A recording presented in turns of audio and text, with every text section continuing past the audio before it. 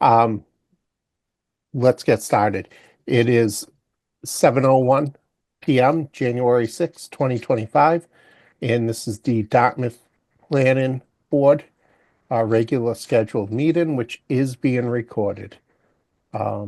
So at this time, I'd like to start the meeting with a roll call vote. Kevin Estes, Yes. Margaret Sweet, Yes. Nick Cyclepatis, Yes. Helio Rosa, Yes. and Kevin Mello, yes. So I'm glad everyone was able to get in. We will now start. We have a continued public hearing for 696 Dartmouth Street. I believe there was a last minute email that went out. If you haven't seen it, Ross, can you fill us in? Yes. So I was notified today that the applicant wishes to continue both the special permit and site plan review application. They sent this letter that references, please accept this letter as formal notice that the applicant agrees to extend the required time for the issuance of a decision in this matter by 45 days. We also request that the matter be continued from tonight's scheduled planning board meeting until the next planning board meeting on Monday, January 27th. So we received that letter for both the special permit and site plan review applications on tonight's agenda. Very good. So can I have a motion in a second on continuing this to the January 27th meeting, which I believe I will not be able to attend? Motion made to continue 696 Dartmouth Street as stated to January 27th. Second. I have a motion made by Nick Cyclepatis, second by Kevin Estes. All in favor, Nick Cyclepatis, Yes. Kevin Estes, Yes. Myra Sweet, Yes. Helio Rosa, Yes. Kevin Mello, yes. Okay. So we don't need to, because it was continued, we don't need to vote to go back to administrative items. So we will move on to administrative items at this time. First, I'd like to welcome, I think I saw Dan is following along. Dan, welcome. Thank you very much. Excited to finally be here with everyone. Glad you were able to get a computer and log in today. We look forward to working with you. And I as well. so being Dan's first day, I did ask Ross to take control of the meeting and follow along as he's been doing. So Dan will sit back and watch and any input obviously, but Ross will be running the meeting for the most part tonight. One last time, right, Ross? That's it. Okay. You sound too excited. No. So the first item on our administrative is also for the site plan review. So I will need to ask for a motion in a second to continue this to January 27th. Motion made. Second. Motion made by Nick Cyclepatis, second by Margaret Sweet. All in favor, Nick Cyclepatis, Yes. Margaret Sweet, Yes. Kevin Estes, Yes. Helio Rosa, Yes. and Kevin Mello, yes. Okay.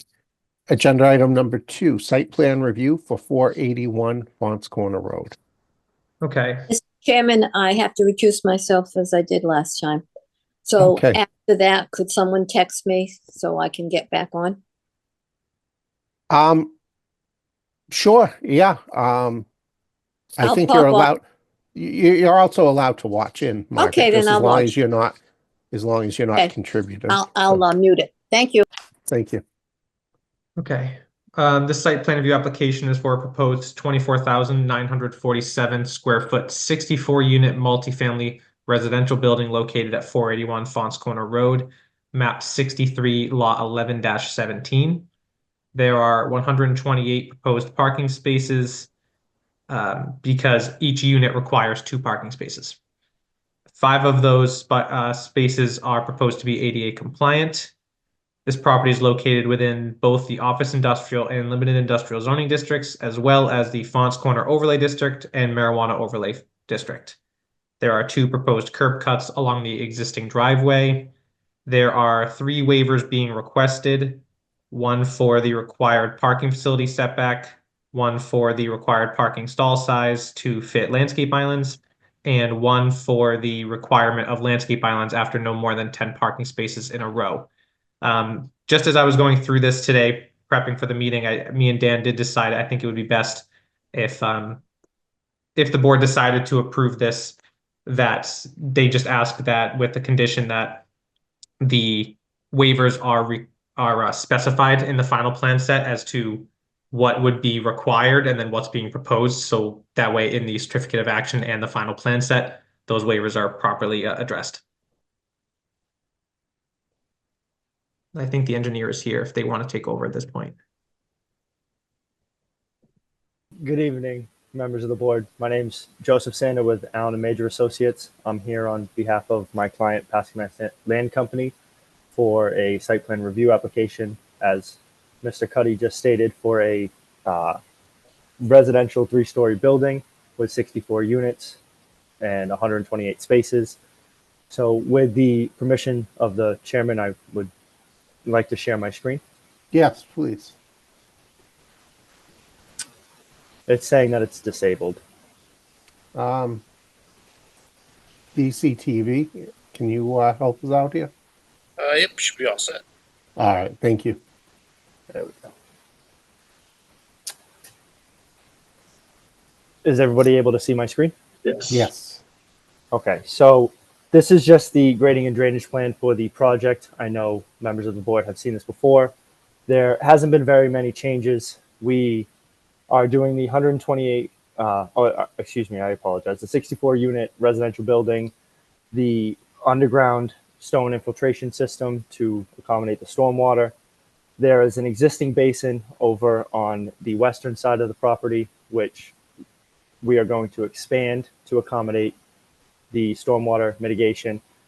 And on the right side, the eastern side, there is also an existing stormwater basin that was designed and installed for the office, the medical office building located on the northern side of the access drive. So in terms of the grading and drainage, nothing has changed. We have been working closely with Paul Duart at DPW to address all of his comments. And as of this meeting, all of his comments have been addressed. So if there are any additional questions or comments from the board, I'd be happy to answer anything.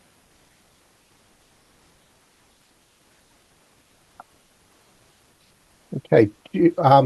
Do you have on your screen right now, it's a pretty busy diagram. Is there Sure. one better, a cleaner one of the parking lot in? Sure.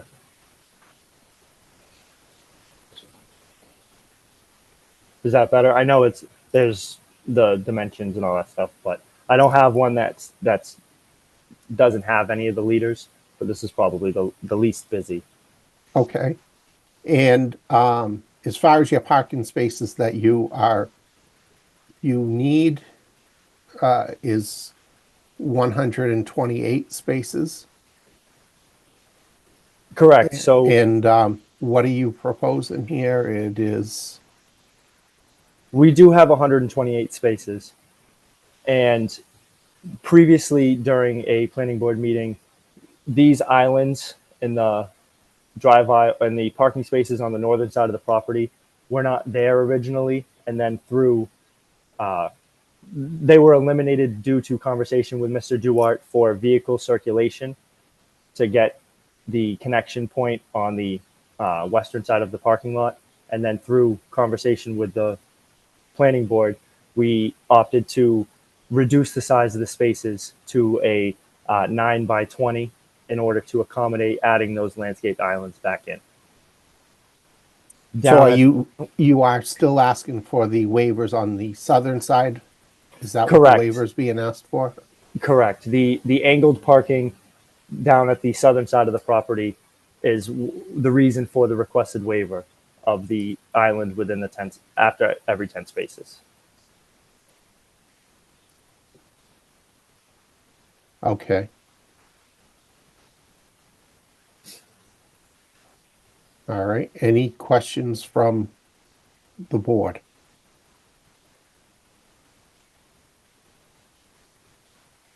Mr. Chair, Yes. again, it's a tight site, obviously. They have fit a lot into the site, a lot. I know from the waivers perspective, in my view, they're prioritizing the 128 spaces, sacrificing the landscape islands, sacrificing the width. Of all the considerations, I'd be hesitant to reduce the number of parking spaces in order to accommodate the islands as well as the width. I think demonstrating the burden that is on the site because of its compactness, given the waiver request, I think this is very reasonable. And I'll leave it at that. Okay. Thank you. I think for the purpose of transparency, I'd like to see the waiver be requested. Say that it is for, you are requesting the waiver is to be given for the south side of the property only. That would be my request, because I see the point. And you are trying, and you do have the islands, the landscape islands on the north side, which is your primary parking area.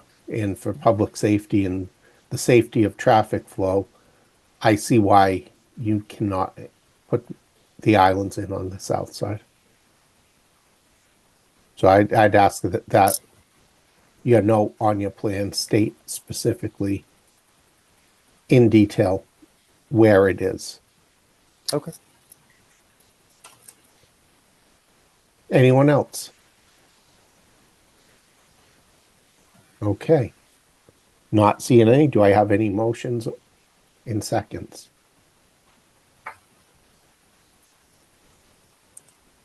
I'll make a motion to approve with the conditions stated. Second, Kevin. Okay, I have a motion made to approve from Helio Rosa, second by Nick Cyclepatis. All in favor, Helio Rosa, Yes. Nick Cyclepatis, Yes. Margaret Sweet abstains, Kevin Estes, Yes. and Kevin Mello, yes. Very good. Thank you you. very much. Thank you very Thank you. much. Thank you. Thank you.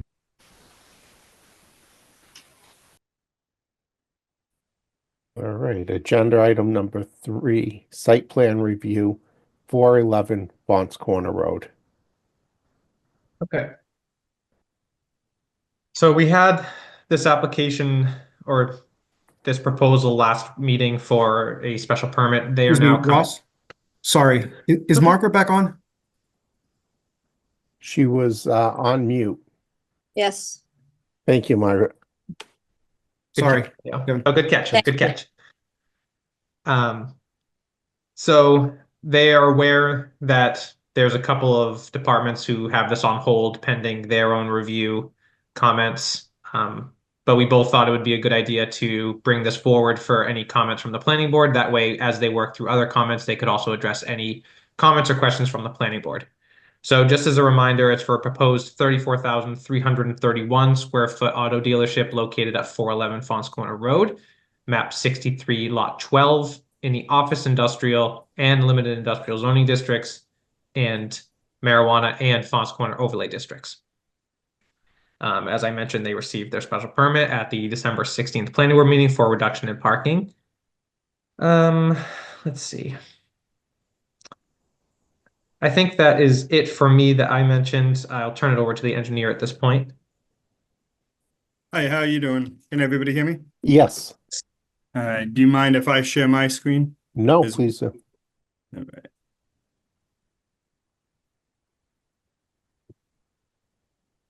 It's disabled, but I'm pretty sure they're working on it.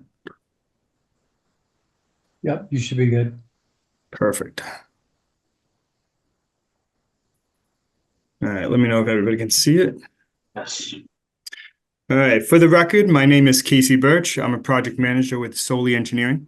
I'm here on behalf of the applicant, PRM Auto Holdings LLC, to discuss the application for site plan review for the proposed auto dealership located at 411 Fons Corner Road. As Mr. Cuddy mentioned, we are currently working with the planner and DPW engineer regarding comments that they provided to us on October 30th and November 4th, respectively. We have provided responses to those comments on December 27th, and they are currently being reviewed. There were quite a lot of them, so I'm sure it's going to take some time to review them. But hopefully we can get everything, all the issues resolved prior to the next meeting or beyond. Right. So let me move to the next plan. So as I mentioned at the special permit meeting back in December, the property is 18 acres and extends approximately 3,400 linear feet east off Fons Corner Road. So it's a long and narrow property. It is located in the industrial LI and office industrial OI zoning district in the cannabis overlay district, as mentioned.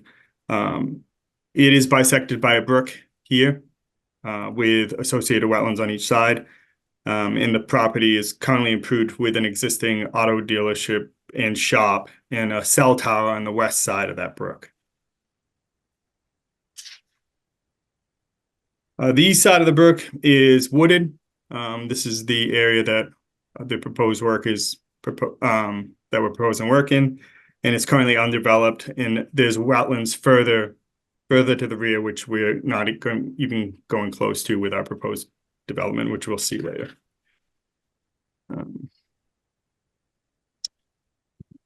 So the project proposes a 34,331 square foot car dealership with associated parking, side drives, auto carrier loading spaces. We've stormwater management measures implemented, proposed utilities and landscaping improvements. As you can see here, the project is proposed on the first half of the property. So this is the property. This is how long it is and narrow. We're consolidating on this half right here. To the east is where the west side is where the proposed car dealership building is, and to the east side is where the majority of the auto carrier loading spaces will be, and the rest of the property will remain undeveloped. The project proposes a total of 83 parking spaces. There are 33 spaces in the rear on the eastern side. These will be for employees only. And then there's 50 spaces in the western side, and those will be for patron uses. The auto carrier spaces, there's 323 auto carrier loading spaces for car sales and storage. The majority of these auto carrier loading spaces will be situated on the eastern side of the brook. Approximately 233 of these spaces will be on the side. And then there will be 90 auto carrier spaces on the western side of the brook along the building edge along the south and north side.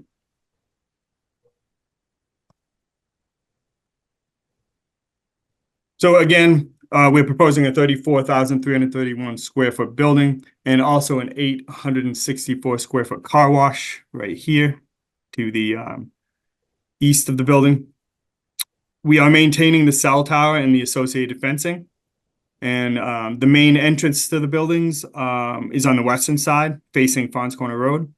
There are 10 overhead service doors to these buildings, 2 to the north. There's 7 on the south side and 1 on the eastern side. Access to the site will be from the western portion of the property off Fons Corner. There's 2 of them. They're both 24-foot wide and 1 to the north, 1 to the south here. The entire site will have 2-way circulation around the entirety of the site, with drive aisles ranging from 24 feet to 30 feet. Actually, let me switch to, so I zoomed in to this side because I'm talking about this more. Sorry about that. In the front, we are proposing to update the existing sidewalk along the frontage and provide crosswalks across each of the access drives. And we're also proposing bike rack in this location right here and 2 seating areas in front of the building per the code. This one will be covered with a canopy, also per code.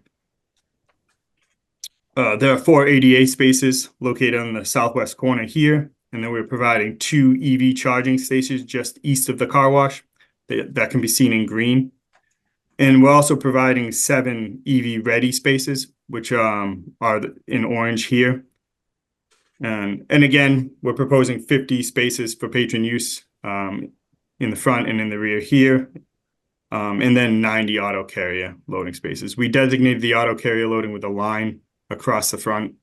And there's also, per the comments, we have provided signage to also designate those further, per comments from the planner. And then there's a dumpster in the northeast corner here.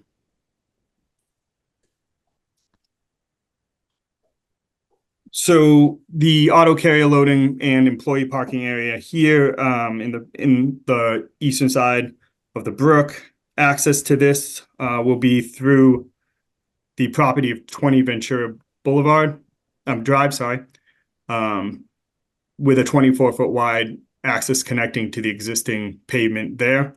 We're also proposing to modify this entrance here to accommodate the car carrying truck movements.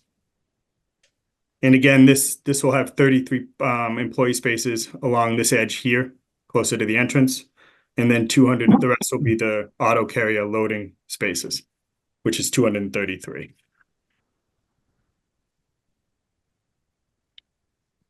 This is our grading plan. Currently, the site drains drains east towards the existing wetlands. And we are providing a comprehensive drainage system to collect the runoff and attenuate and treat prior to getting into these wetlands. The system consists of a series of catch basin, manholes, and pipes that will convey water to the combination of an underground and surface detention. We are proposing 2 infiltration basins and 2 detention systems. The infiltration you can see are in red to clearly define those.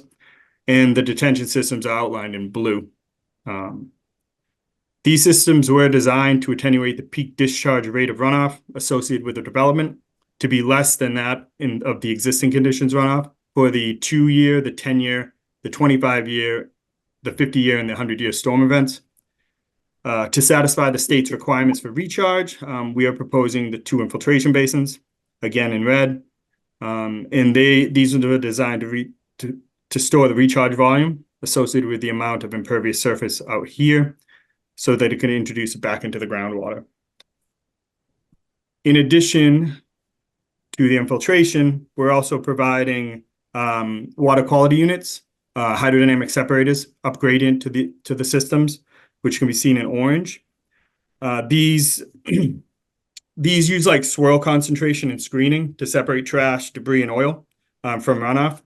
And they, all in all, this design provides a total of more than 90% of the average annual post-construction load of total suspended solids, the TSS removal.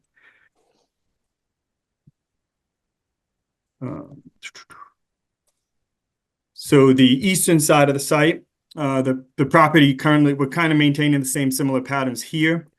As you can see, the existing contours and proposed contours kind of align. We are providing an infiltration basin in the back, so that'll collect all this impervious. We'll treat here, again, another stormwater unit prior to entering the infiltration basin. And I believe this system has a capacity of 42,500 cubic feet and has a recharge volume of 24,600. So it's a pretty big system.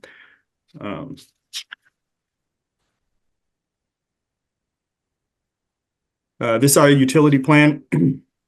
We have electric, telecom, and cable.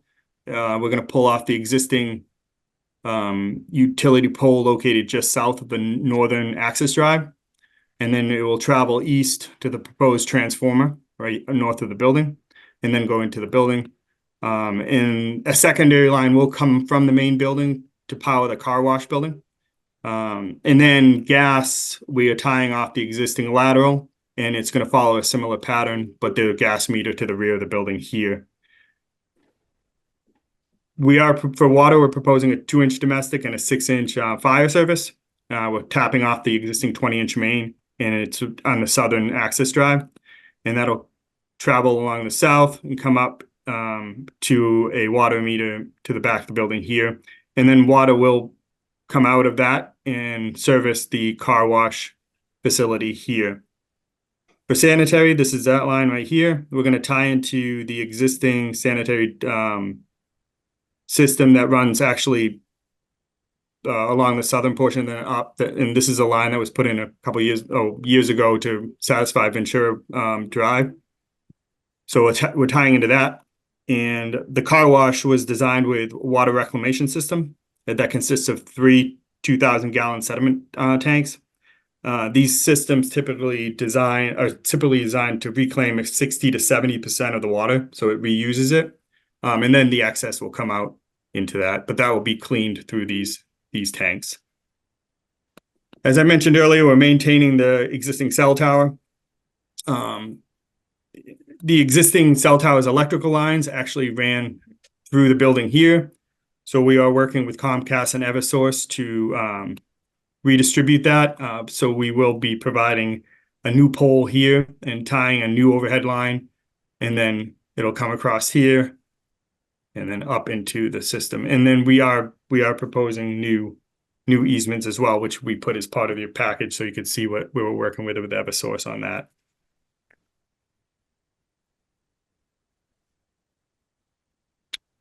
The project, we're proposing a pretty comprehensive landscape plan on this side, on the western side, where the parking areas and the building and the cell tower is. I'll start with the frontage here. Along the frontage, around the adjacent new sidewalk, we're proposing a row of hedges with a row of sweet gums evenly spaced, these trees here, or these shrubs here. And then the two end park islands consist of red maples, and then surrounded by hydrangeas, inkberries, and rhododendron here and here. Along the front of the store, there'll be a row of fountain grasses and forester grasses here, as you can see. Going to the rear of the property, the end islands here will consist of trees such as Japanese spirea, little leaf linden, pin oak, red maple, and river birch, all throughout here. And these trees will be surrounded also by shrubs such as inkberry, Japanese spirea, white azalea, hydrangeas, and rhododendron. So that's these patches all up through here. And then the rest will be seeded in lawn. The basin, there is a New England wet mix at the bottom of the basin. The slopes will be the New England erosion control and restoration mix. And any slopes that are 3-to-1 outside that is the New England conservation wildlife mix. So that's what you'll see in the back there. For the eastern side of the brook, we're proposing majority of lawn area around the paved. There is a swale that we're proposing for drainage purposes here. So we couldn't put any trees in there. I'll go over that when I talk about the waivers. But we do have some trees scattered throughout the red maple and pin oak. In the basin, again, the bottom will be New England wet mix, and the sides will be the restoration. And in the 3-to-1 slope will also be the restoration mix, or the English conservation wildlife mix. Sorry. I think at this point I'll probably go over the waivers that we're requesting. We did submit an updated letter today in the portal, and the only thing that's changed was I think we had our old waiver letter had the parking, which obviously we need a special permit for, so we modified that to remove it. But if you would like, I could read into record the 5 waivers that we're requesting. Or is that too much? No, I'd like to have you read it and have the board discuss them. Okay. So on behalf of the applicant, PRM Auto Holdings, Solar Engineering did submit a formal letter requesting waivers from section 375-24.4 of the Town of Dartmouth's zoning bylaws. We provided details pertaining to each section that we are requesting relief from. I'll start off with section 375-24.4C1, screening. This section states that trees shall be provided between parking facilities and abutting properties spaced 30 feet apart, maximum on center. Let me go back to the western side of the properties first.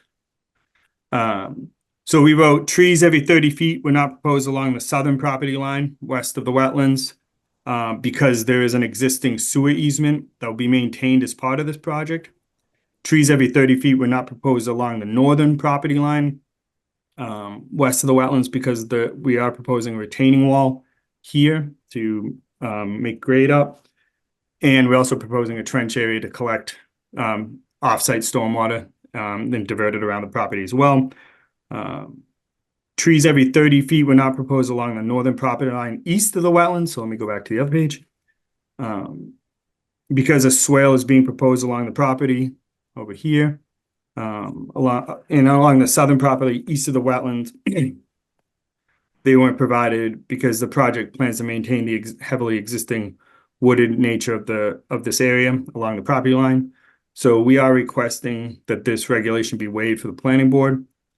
And then the next one is 375-24.4C2 screening. And this section states that a 10-foot wide landscape buffer shall be provided when abutting properties that are residential. We are providing it on this side, but for the western side, a variance for parking facility setback from 30 feet to 8 feet was granted by the Zoning Board of Appeals.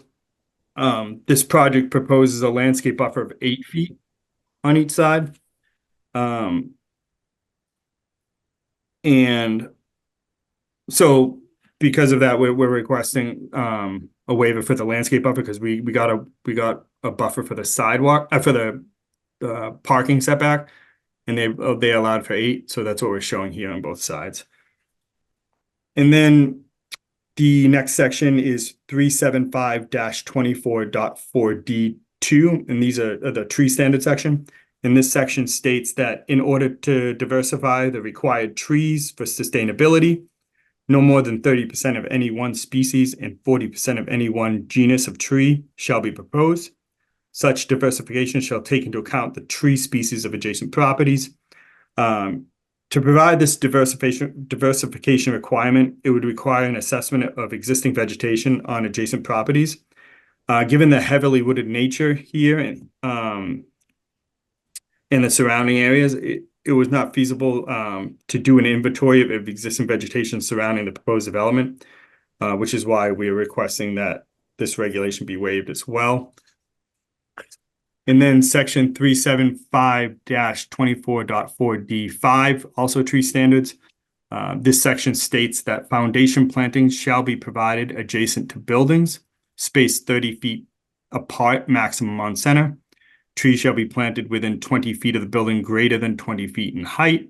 These requirements do not apply to the width of entrances into the building. In order to accommodate the project, the layout was designed with no foundation planting areas on the north, south, and rear of the building. The overall width of the property provided minimum space to accommodate this requirement. The applicant has secured parking setback variance with property lines and property line setbacks and building setbacks to accommodate the shape of the lot. So we also did get a variance for the drive aisles close to the building like this. I believe it's like a 15, but we got it down to a 4.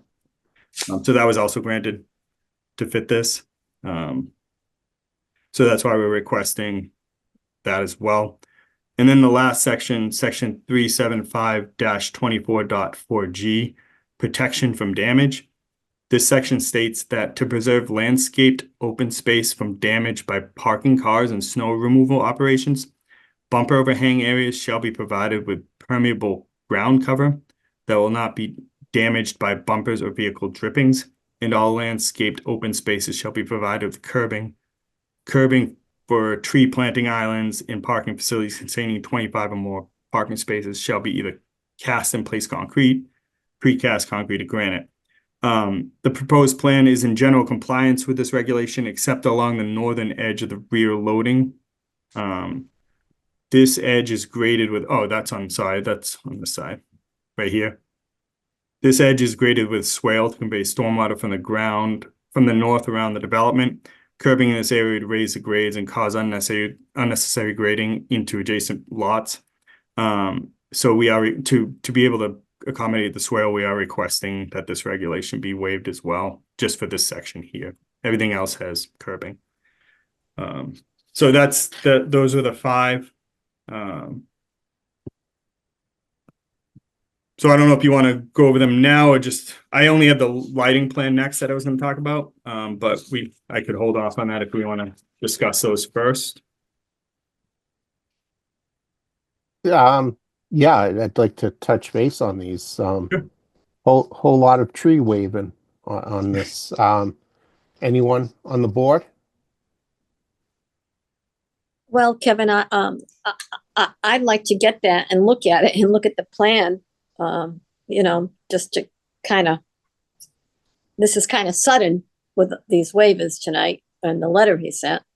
So Well, yeah, I agree. We did submit originally, and again, we revised it recently, but we submitted it originally with the initial package, and because it had that parking waiver that we thought we could do a waiver, but it was not actually that. So yes, if I agree, this is a lot I'm stating right now. So, and I know that we're going to keep this open because we have a lot of other comments. So I would definitely, yeah, I understood for sure.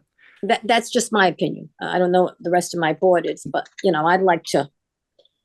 Little difficult to take this all in tonight, what you just mentioned. And I have a couple other questions after, but I'll ask that after. Okay. Anyone else? In all fairness, I want to support what Margaret is sharing. I think we're all capable here. We see these things a couple times a month or so, and it is a significant amount of information presented extremely well. Don't get me wrong. A lot of information, I think, for us to take into account as a board. And if that's the case, a lot for us, even more so for an abutter or someone who's trying to follow the bouncing ball. So a little bit of time to talk, I think, on a high level, professional level, in respect of the board, the proposer, and the residents, I think makes a lot of sense.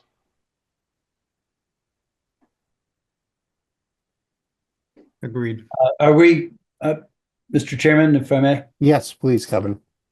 are we limiting the discussion at this point just to the waivers? Right now, yes. We'll go on to the light plan. But right now, we're going to discuss the waivers in general, just to give him a consensus. Okay, Of what the I have board some feels. questions that I'd like to address about some the items that were or parts of the application that were discussed before the waivers. But I'll ask those later. Okay, so we'll circle back to general discussion after. Okay. So right now, let's get through these 5 waivers. If there's any thoughts, any feedback that we can give Casey. Mr. Chair, I have a quick question. Yes.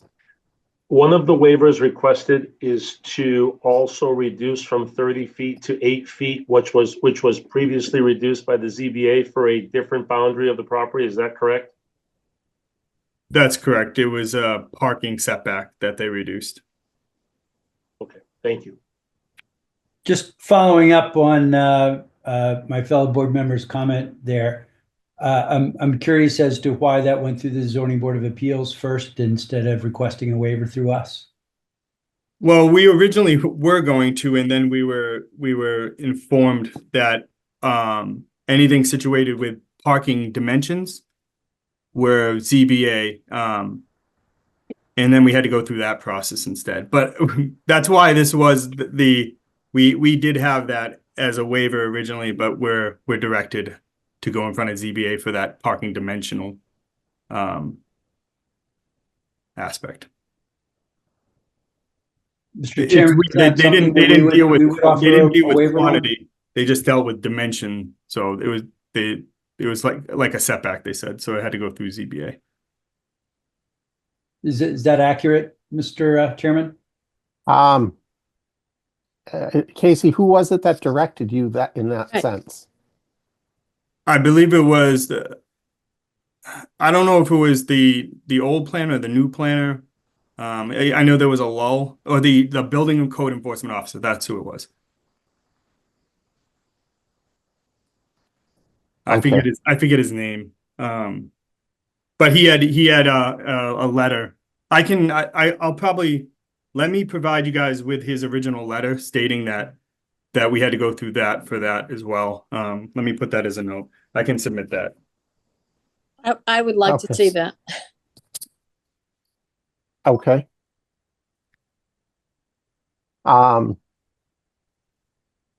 So there's also in the town bylaw that there should be no every 10 parking spots require an island.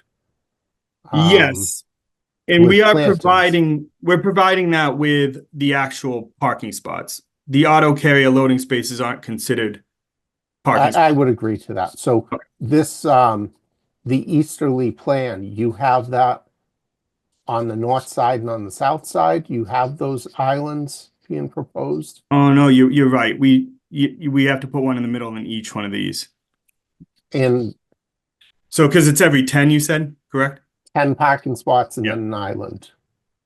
Yeah, so we'll go down from 33 spaces in the back to 31, because we'll have to remove 2. I'm not really talking about the storage area. No, but there's employee spaces here and here, and those are considered regular parking spaces. So I apologize. I did miss Okay. putting a And now landscape how island. about up by the building? What can you show us that on the shared screen? Yep.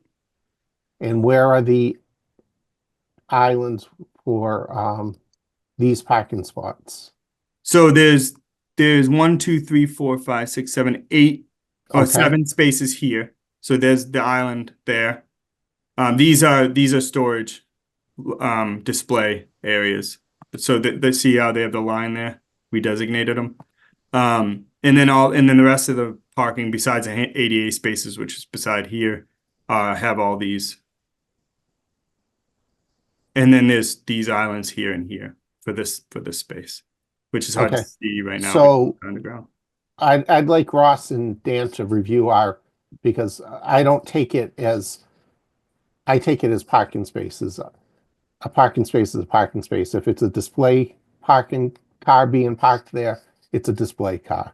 If it's a car to be serviced on, the purpose of those islands is to shield the blacktop and help prevent excess of heat. It's not for beautification, which has to, might be a byproduct of it, but it is to keep the radiant heat down to a minimal. And I don't agree with your concept that, oh, these are my parking spots, but these parking spots over there are for storage only. I don't agree with that. Okay.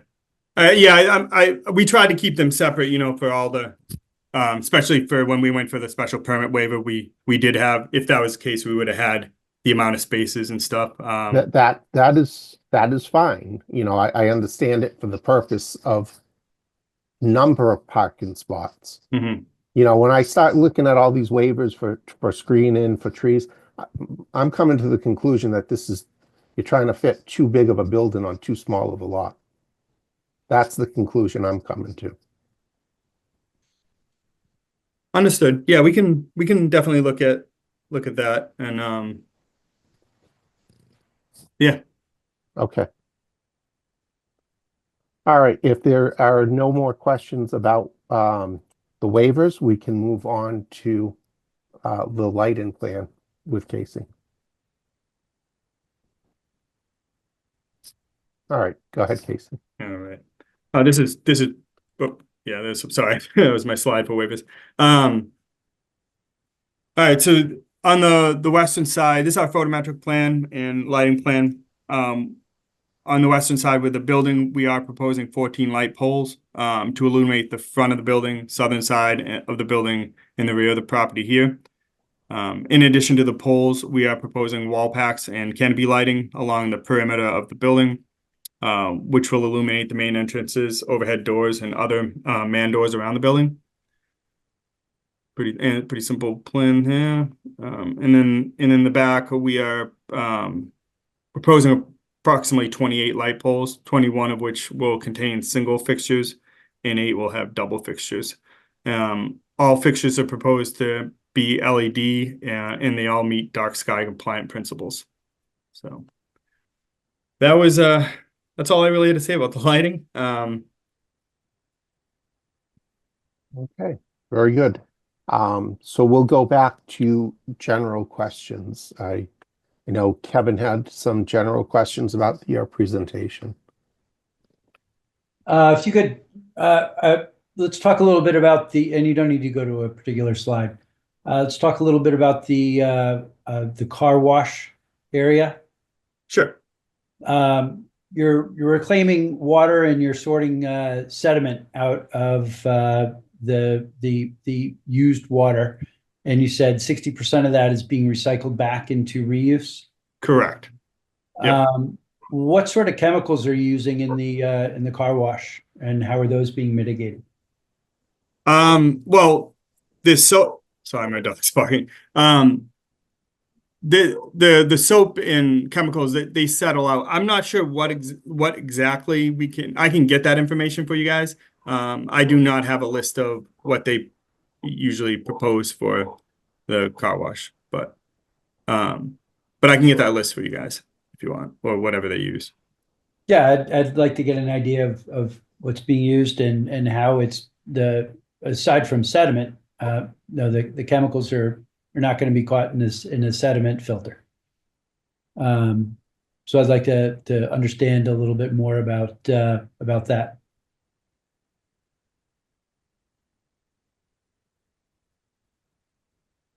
Okay. Any other questions, general questions from the board? Mr. Chairman, I have a couple of questions. Yes, Lynn. One of my questions is your access from Ventura Drive. Yes. Okay.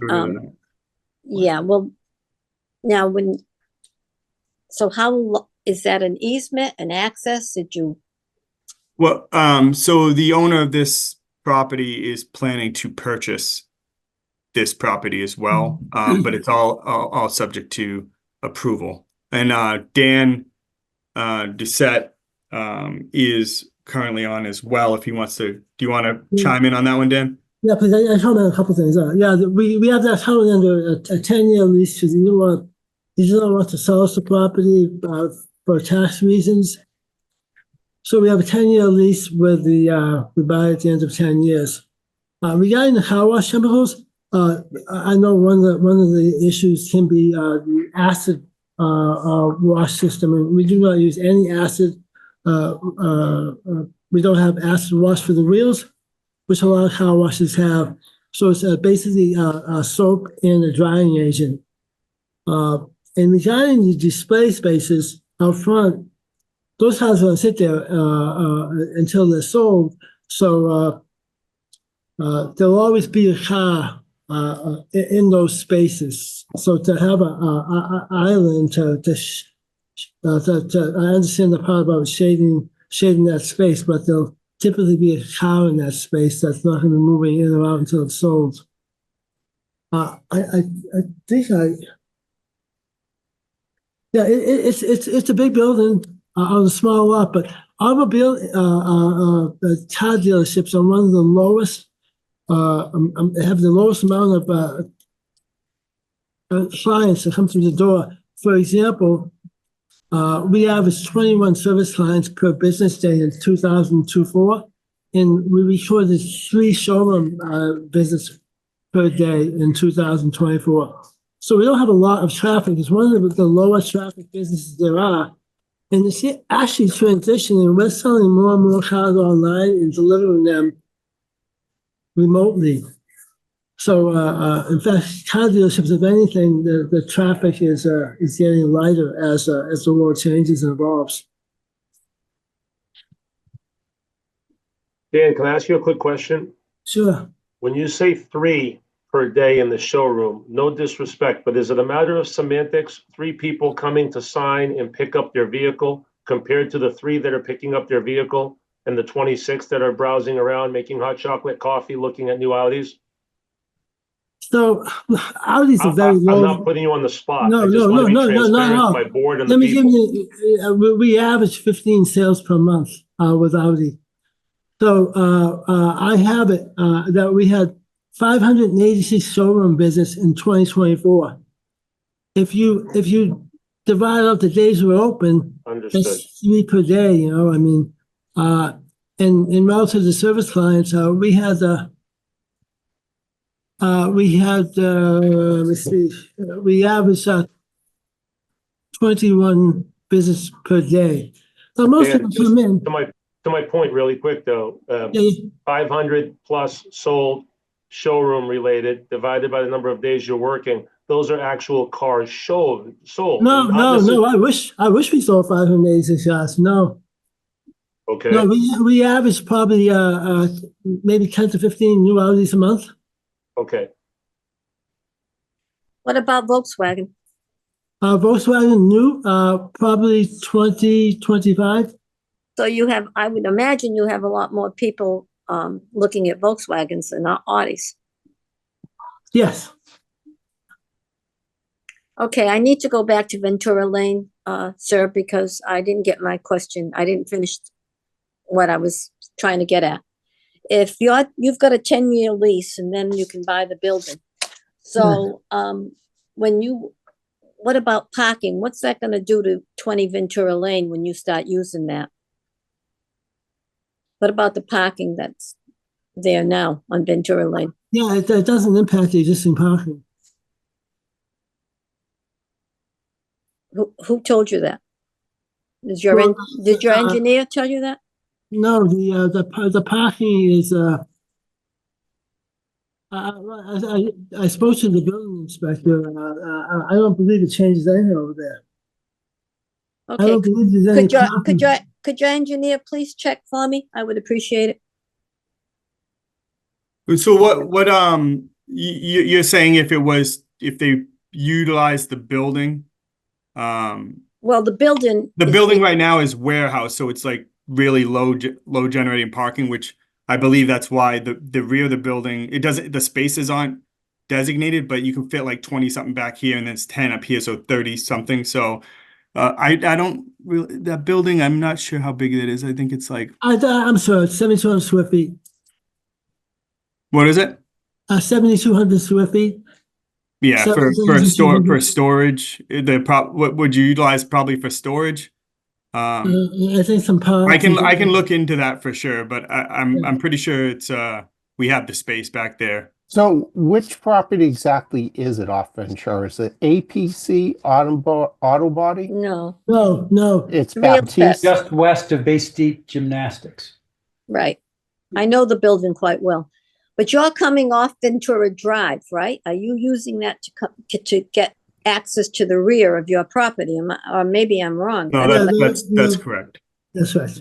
Okay, so what I'm saying is you're going to come off Ventura Drive and you're going to access that to the rear of your property. And until you own it, you got to be using some of the parking spots. I'm just concerned that if, about the parking there, that's all. Yeah. Just get me an answer on that, okay? We have leased the whole property, the building, everything. So there's no other businesses in there. So it's going to be an empty building for 10 years.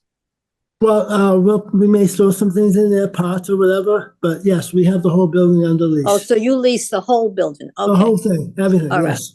okay, so nobody else is in there? Nobody else is in there. Okay, all right.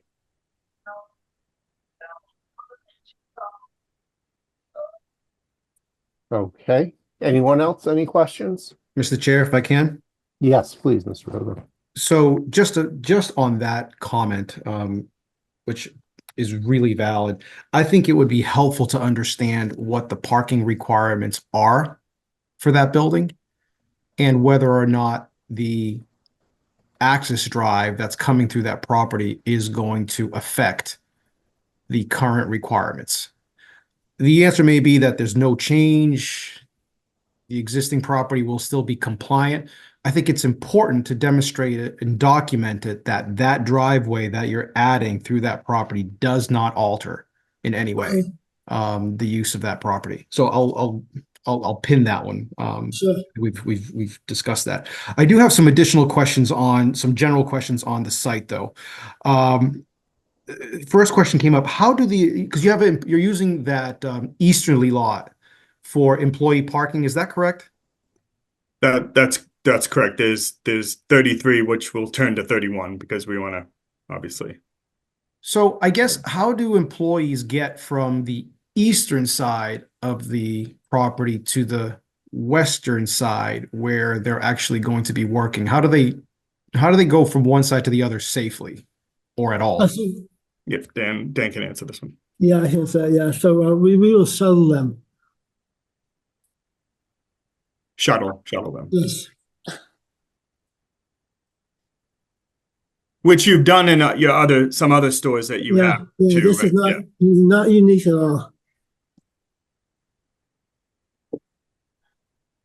I'm going to ponder that one for a little bit. Probably outside of this meeting. I think at a minimum that should be documented as well somehow on the plans of how employees do get from point A to point B. Yeah, we can add that. And I'll leave it at that for now. A couple of comments that came up in the public hearing the last time that we met. I know I had a request for some graphics or some information on the building on how the square footage was calculated, which had an effect on how the parking was calculated. I haven't seen that in the most up-to-date plans, so I'd still consider that an open comment. Yeah, we can. I apologize. I do remember that. I did write it down. We had a lot of these plans developed and ready to submit like almost prior to that. But we can update to show the delineation of that. Okay, great. Next comment, there was also a discussion at that time about utilizing the interior of the building to comply with the parking requirements. Is that still the case? Yeah, yes, we took out the 21 bays and the 12 queuing bays that are internal. Mm-hmm. We took that out of the square footage when we did the parking calculations because the way we thought of it, those people coming in to get their car service are not utilizing the 50 parking spaces outside because their cars in the bays or in the store in the queue.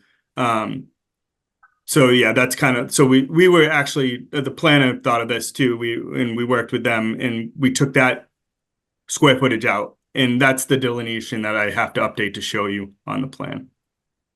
Correct. But as I understand it, as I'm being led to understand, you're still relying on those internal spaces to meet the overall minimum parking requirements. Is that correct? No, because we added the 33 employee spaces. So we have 83 total plus another 21 plus 12 plus another 33. So we would really we didn't include them as spaces when we did the special permit because we did the 33 spaces in the back. We thought it would be too messy, but we still took it out of the area wise, but we're not including them as spaces. So you don't rely on them to meet your minimum parking requirements? No, they'll still have the 50 outside the building there that they can utilize. Okay, thank you for that clarification. Also requested at that time is the supporting data that would clarify, confirm that you don't need the minimum parking requirements per section 24. We were going to have that information submitted as a matter of record that based on your other dealerships, that you have demonstrated capacity with the parking spaces required. Is that still going to be available? I have that available right now. I'm not sure how I'm not used to Zoom. I'm used to working with Teams. But I actually placed it in the email to you, Casey. If you could open it up, that'd be great. Yeah, yeah, let me pull. And I mean, to not burden the board, I'd like to at least have it formally submitted and study it, because I don't know that I'll have the time to fully grasp that information over this Zoom. Yeah, Well, we can submit that. What I provided was the actual service visits and showroom visits for this dealership here. Great. One comment, I think it's minor in nature, just based on the proposed location of the handicap spaces. I would have preferred to have seen them closer to the entry, maybe on the west side of the property versus putting them on the southern side of the property. I think in either scenario, we should have an aisle that a marked aisle that allows anybody utilizing those spaces to have a marked aisleway to get from those spaces to the main entrance of the building. I would say that as a minimum. And maybe this is a bigger question for the building commissioner of whether they're not more appropriately located on that western set of parking spaces. And then just on the comment that Mr. Estes made as well regarding the runoff from the car wash, while I wouldn't expect to see every manufacturer of chemicals that are being proposed to be used. I think it would be important as part of the solution to clarifying and making this board comfortable is what type of chemicals are being used and what won't be used, and submitted as a matter of record. Yeah. And how they would be mitigated, Right. if I may add to my fellow board member. Thank you, Kevin. No other comments from me. Okay. Anyone else? There's one other thing, it's probably still a little bit early, but the aesthetics of the building, we do have architectural design standards. Has any thought been given to what the facade of the building will look like? Yeah, we did submit preliminary elevations. Unfortunately, they're not very specific on what they call out. I think, Dan, I don't know if you're still on, but I think we're working on updating that, and we can definitely get that to the board as well. But yeah, I agree. It's one of the reasons I didn't present it tonight. It's just because it didn't give me any like detail on what was being used on those elevations. So I couldn't really speak to it that well. But I believe the architects are updating that as we speak. So we can try to get that for you guys soon. Okay, perfect. Thank you. Ross, are we ready to wrap it up? What do we need next? We would just need for the applicant to agree to an extension to continue to a future meeting to make sure that all these comments are met. Yes, we agree to that. Do you need anything in writing, or is this? That would be great. It can't hurt. Okay. You could just email me. All right, sounds good. Thank you. Okay, very good. Thank you for coming. Thank you very much for your time, and I'll see you guys soon. Thank you. Thank you. Thank you. All right, so number 4, administrative items. I'm going to turn the floor to Margaret Sweet to discuss cisterns. Thank you. On December 16th, that rainy Monday, I think it was a Monday, I met with Fire Chiefs Richard Arruda, District 3, Peter Andre, District 1, Deputy Chief Wayne Thomas, District 2, And the Westport Fire Chief, Dan Baldwin, who was nice enough to meet us, all of us, and show us a cistern in a subdivision off of Highland Avenue. It's an interesting thing because none of the fire chiefs believe and want cisterns. It's problematic because Chief Baldwin from Westport went to use one of the cisterns because this is actually a bylaw in Westport to put cisterns in certain amount of subdivisions when certain amount of houses, okay? And somebody had stolen the pots from the cistern, so they couldn't even use it, okay? Which was a little depressing to him. And the problems with putting cisterns in is you have HOAs, and the fire department's not going to maintain them. So the HOA is going to have to maintain them. And that includes if something goes wrong and they start leaking, somebody's got to take them out and put new ones in. Fire department's not going to do that. And also they told me that cisterns will not change any kind of insurance policies, reduce the insurance policies, I should say, on the houses. So I asked them what we could do that would be very helpful and safe-wise for subdivisions. And the best that they came up with is tanker trucks or sprinklers. You have to put sprinklers in new homes, which is going to cost a lot of money to do that. And I don't think that that's something that anybody wants to do. That'll add to the cost of new construction, which now is out of bounds. So I think I'd like to just kind of move on with now the housing and forget the cisterns. I have spoken to all the chiefs and they definitely don't want them. And I feel that this board has to take what they say because they're the ones out there fighting fires and they know what they need and what they don't need.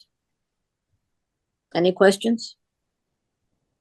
Just No. a great amount of appreciation for your effort, Margaret. Thank you. Well, I really, really thought it would be a good idea, but unfortunately it's not. I have a comment, Margaret. Yes. So as a follow-up to our last discussion Right. about this, I did speak to some folks on my end, and it is a common installation in heavily rural areas. Mhm. So it is done, obviously, as we know. Yep. What was interesting is the final comment that he made to it, in that they do it as governed by the fire department, the local fire Mhm. departments having jurisdiction. Right. Which is kind of a nice, I think, synergy to what you have just reported, where they're putting them in accordance with the requirements of the local jurisdictions. And here we're saying that our local jurisdiction rather not install them. Correct. So I think I was running into a little bit of a dead end on my independent discussions, and I think it's just killed it with what you've reported. Well, I really want to thank you for trying to help me with this. And, you know, we were out there a good hour and a half and it's unfortunate, but I have to agree with the fire chiefs because it's not, you know, the HOAs are not going to maintain them. And the fire department's not going to maintain them. So. And that becomes a bigger liability if they're It is a installed and liability. not maintained. Right. We're opening liability. up a different can of worms. I would just Yes. suggest that whatever the foreseeable future is, that we just become vigilant to any changes or developments Right. in partnership with the fire department and leave it as is. So thank you, Margaret. I agree. But it was interesting and the fire chiefs were very kind and very nice to meet with me and I learned a lot about fighting fires when I was with them. So that's my report. So Mr. they Chair. would rather take a tanker truck Yes. than take a chance on relying on a cistern. Because I'll explain to you what they told me. The tanker trucks, let's use District 3, because that's commercial. He's got an 8,000 gallon tanker truck. So when he goes to a fire, if he can't put that fire out in 8,000 gallons of water, he'll call Westport. Westport's got a big tanker. And everybody comes and volunteers and use their tanker trucks. He says, and that works the best. He says cisterns are just, as I said, the one time they tried to use it, somebody had stolen all the fittings and they couldn't even open it. So that's another issue in itself, that they steal the steel and you can't use it. And if any of you want to see one, email me and I will tell you the address and you can go see what one really looks like. But it's never been used. Wow. Never been used. This one particular one that I saw has never been used. Something new every day.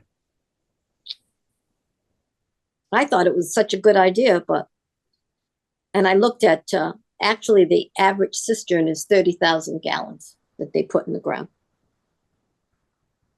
Actually, Dan, as you're on, have you had experience in similar applications in installations locally? Westport was the main location, Right. and it's basically everything Margaret said has been the common answers when it comes to that. Interesting. Okay. Well, Margaret, thank you. Thank you, Been a Margaret. good learning experience for all of us. My pleasure. Yeah, it could have worked out, but not this time. On to number 5, minutes.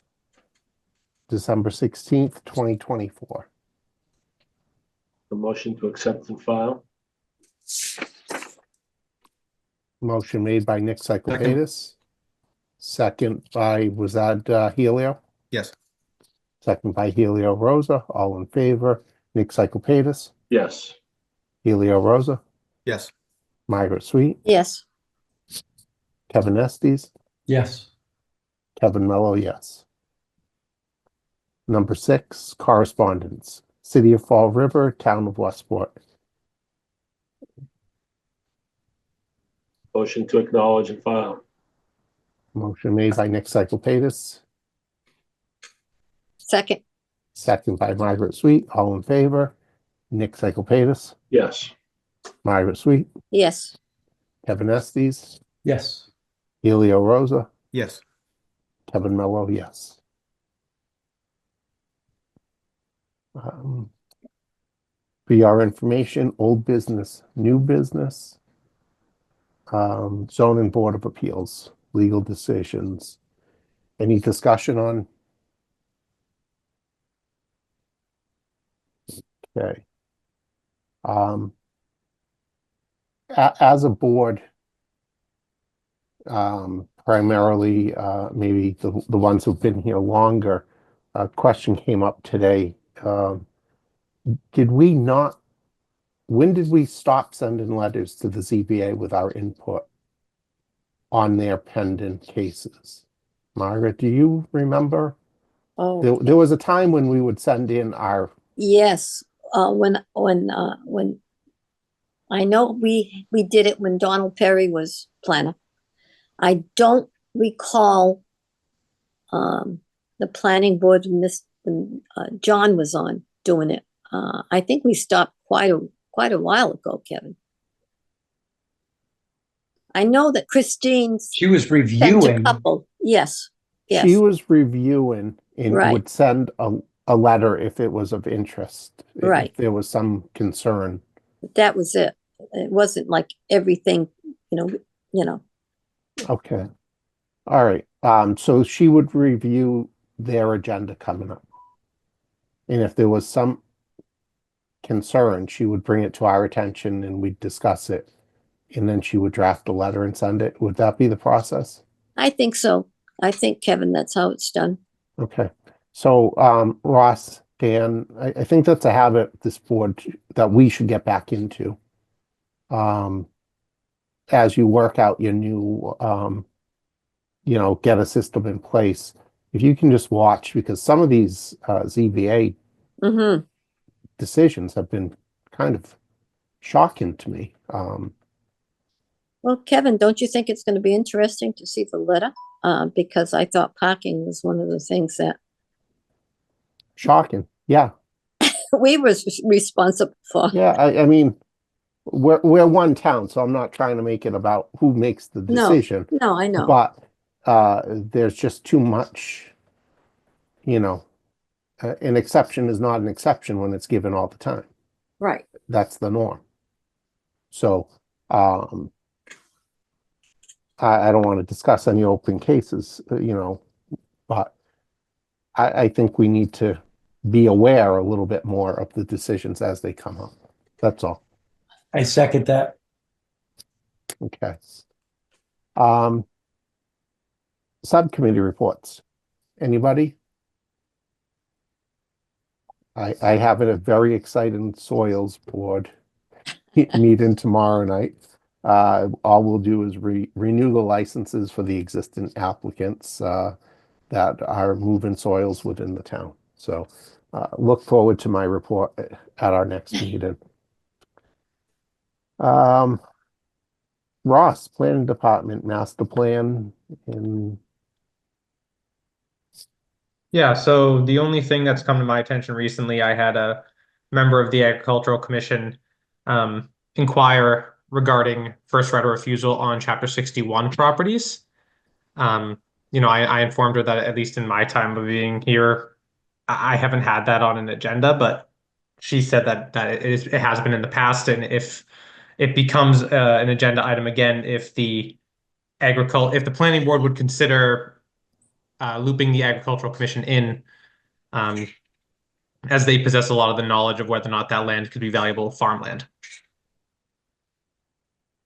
sure, but keep in mind that is driven by the select board primarily, that process. And Okay. correct me if I'm wrong, we're just one piece. You know, we get that checklist and we make a report.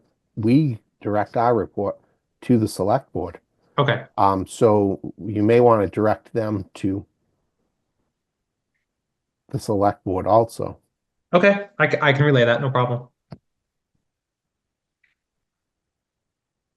Okay, anything else? That was it for me. That was it. Okay. So yeah, chairman's report, I pretty much have told you everything, you know. Happy to have Dan with us, and it was good to have the office filled and move in the right direction. So Ross, thank you so much for getting us through. And John, I don't know if you're out there listening, but thank you, John Aaron, also for helping Ross. And I look forward to the next chapter in the planning board. So, Thank you. all right. Anyone else? Anything? Next meeting's on the 27th. Yes, the 27th. Yeah. It is the 27th, and I do have a schedule conflict that day, so I highly doubt at this point that I'll be able to make it. So, Kevin, prepare yourself. Ready. Okay, I know you are. I have a quick question just for Ross. Ross, did you send us all the dates for the planning meeting for the year, the coming year? No, I'm not sure if I did. If not, I will first thing tomorrow. Could you? 100%. I do have it posted here in my office, so it was, I think, the last package, but yeah, it doesn't hurt to resend it. I'll do it again. No problem. Okay. Thank you. You're welcome. All right, very good. Thank you, everybody. Last item.